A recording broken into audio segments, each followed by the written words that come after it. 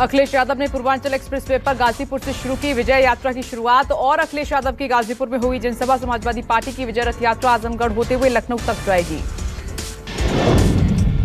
Samajwadi party और Suhel Dev Bharatiya Samaj party का पहला संयुक्त रोड शो है। अखिलेश यादव और ओपी राजपत दिखा रहे हैं दम, समर्थकों की उमड़ी भारी भीड़। यूपी चुनाव से पहले समाजवादी पार्टी को बड़ा झटका लगा है। एसपी के 4 एमएलसी आज बीजेपी में शामिल हो गए हैं। यूपी बीजेपी अध्यक्ष स्वतंत्र देव सिंह बोले कि आज अखिलेश यादव को नींद नहीं आएगी। सुप्रीम कोर्ट ने प्रदूषण पर लगाई राज्य सरकारों को फटकार, पूछा कि प्रदूषण पर क्या कर रही है सरकारें, मुद्दों को क्यों भटकाया जा रहा है, साल भर प्रदूषण पर क्या काम किया गया।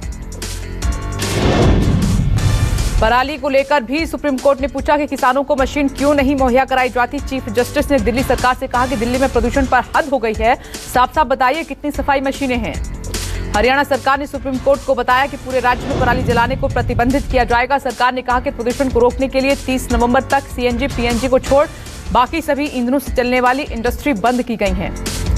पंजाब सरकार ने भी सुप्रीम कोर्ट में दाखिल किया हलफनामा, कहा कि पराली की समस्या खत्म करने के लिए केंद्र से वित्तीय मदद चाहिए। दिल्ली में जहरीली हवा का कहर जारी है, बहुत खराब स्थिति में दर्ज की गई है। दिल्ली की हवा जहरीली धुंध से जूझ रहा है दिल्ली एनसीआर। अगले 4 दिनों तक दिल्ली एनसीआर में राहत की कोई उम्मीद नहीं। गुरु पर्व से पहले सिखों को मोदी सरकार की सौगात, आज से खोला गया करतारपुर साहिब कॉरिडोर। गुरु नानक देव की जयंती के मौके पर अमृतसर से सिख तीर्थयात्रियों के पहले जत्थे को रवाना करने की तैयारी शुरू। करतारपुर साहिब खोले जाने से श्रद्धालुओं में खुशी है और सिख श्रद्धालुओं ने एक दूसरे को मिठाई खिलाई। कल पहले जत्थे के साथ पूरी कैबिनेट संग माथा टेकने करतारपुर गुरुद्वारा साहिब जाएंगे सीएम चन्नी। यूपी चुनाव को लेकर बीजेपी की टिकट बंटवारे की रणनीति सामने आई है। सभी बड़े नेताओं को चुनाव लड़ने का आदेश है। जो एमएलसी अभी मंत्री हैं उनको भी चुनाव लड़ना होगा। सीएम, डिप्टी सीएम, प्रदेश अध्यक्ष भी चुनावी मैदान में उतरेंगे।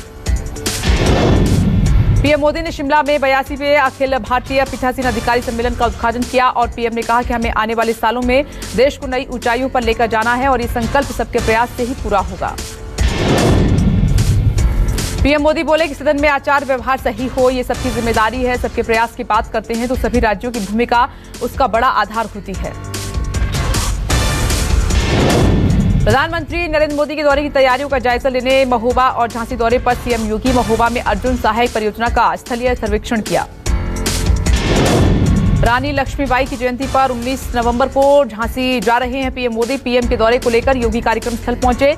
एंटी टैंक गाइडेड मिसाइल के विकास का पहला प्रोजेक्ट झांसी में लगेगा। पीएम मोदी 19 नवंबर को आधारशिला रखेंगे। चित्रकूट से आज प्रियंका गांधी फूकेंगी चुनावी बिगुल। रामघाट पर महिलाओं से संवाद करेंगी। चित्रकूट में मंदाकिनी तट पर तैयारियां पूरी, साधु संतों का आशीर्वाद भी लेंगी। चित्रकूट के रामघाट पर लड़की हूं लड़ सकती हूं संवाद में शामिल होंगी प्रियंका गांधी। भारी संख्या में महिलाएं होंगी शामिल। करीब 3000 महिलाओं के शामिल होने का दावा कर रही है कांग्रेस। गोवा और उत्तराखंड दौरे पर आम आदमी पार्टी की पैनी नजर है। आज गोवा दौरे पर अरविंद केजरीवाल ने ऑटो टैक्सी चालकों से संवाद किया। कहा कि एक बार सरकार बनाओ, दिल्ली की तरह देंगे सभी सुख सुविधाएं। शिवसेना सांसद संजय राउत ने कंगना के बयान पर किया पलटवार। कहा कि चीन ने हमारे गाल पर थप्पड़ मारा और अंदर घुस गए और हम दूसरा गाल भी आगे कर रहे हैं। कंगना रनौत ने महात्मा गांधी पर दिया था विवादित बयान। कहा था कि दूसरा गाल देने से भीख मिलती है, आजादी नहीं। संजय राउत ने बीजेपी पर साधा निशाना। कहा कि देश को सबसे ज्यादा नकली हिंदुओं से खतरा है। चुनाव नजदीक आते ही हिंदू मुस्लिम के नाम पर कराया जाता है दंगा और निकाले जाते हैं भारत और पाकिस्तान के झगड़े। त्रिपुरा के शिक्षा मंत्री रतनलाल नाथ ने नई स्कीम लॉन्च की है और नई स्कीम के तहत बच्चों की माताएं उनके साथ हॉस्टल में रह सकेंगी। 1 हफ्ते के लिए बच्चों के साथ माएं हॉस्टल में जा सकती हैं। लखीमपुर हिंसा मामले में सुप्रीम कोर्ट में सुनवाई है। पंजाब और हाईकोर्ट के रिटायर्ड जज जस्टिस राकेश कुमार जैन करेंगे जांच की निगरानी। पिछली सुनवाई के दौरान सुप्रीम कोर्ट ने साफ कहा था कि एसआईटी की जांच से संतुष्ट नहीं। जम्मू कश्मीर के बारामूला में आतंकियों ने जवानों पर ग्रेनेड अटैक किया है। आतंकी हमले में सीआरपीएफ के 2 जवान समेत 4 लोग जख्मी हुए हैं। अस्पताल में इलाज जारी है। सर्च ऑपरेशन भी चलाया गया। एक दिन की राहत के बाद आज देश में फिर 10,000 से ज्यादा कोरोना के नए मरीज मिले हैं। 24 घंटे में 301 लोगों की मौत हो गई। देश में अब एक्टिव मामलों की संख्या 1,28,000 हुई है। करीब 1.5 साल बाद एक्टिव मरीजों का आंकड़ा कम हुआ है।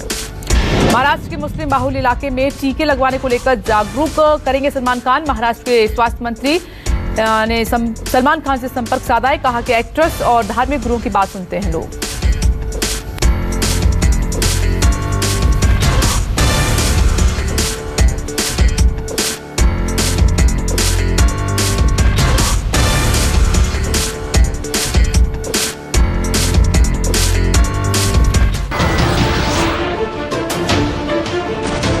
नमस्कार, मैं हूं मानक गुप्ता। अगर आपको हमारा ये वीडियो पसंद आया हो तो इसे लाइक और शेयर जरूर करें और हाँ, हमें सब्सक्राइब और फॉलो करना ना भूलें ताकि आप देश और दुनिया की कोई खबर मिस ना करें। तो जुड़े रहिए हमारे साथ और देखते रहिए न्यूज़ 24।